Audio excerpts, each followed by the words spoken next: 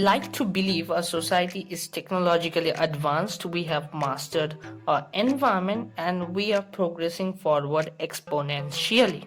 Keeping this in view, Kardashev, a Russian astrophysicist, developed this thought experiment in 1964. And though we haven't quite reached the first level on his scale, we are a relatively new civilization by his standards.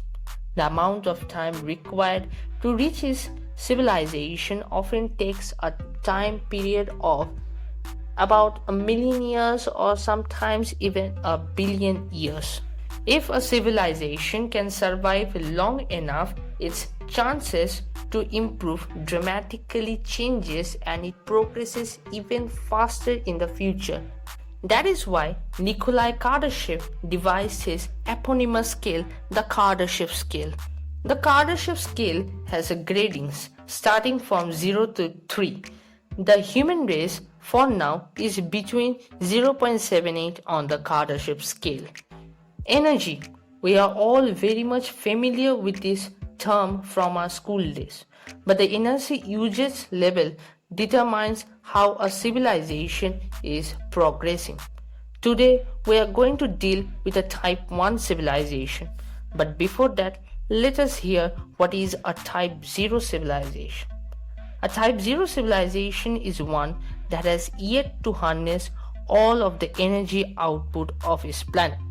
This type of civilization is still in the process of utilizing unsustainable energy sources like the fossil fuels.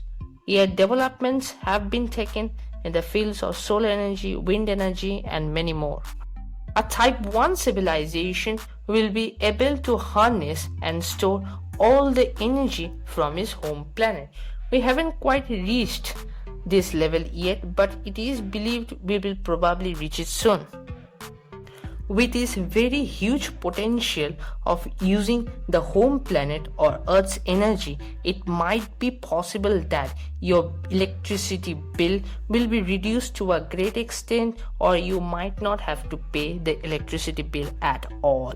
According to the works of some modern physicists, the human race will reach this level of civilization within 100 years of time, and from there we might be progressing towards the type 2 civilization or the type 3 civilization. Possibly becoming a type 1 civilization, we can terraform the desert area into life habitable zone, influence weather condition, control tsunamis, and add natural hazard to our advantage. So dear people, thank you for watching.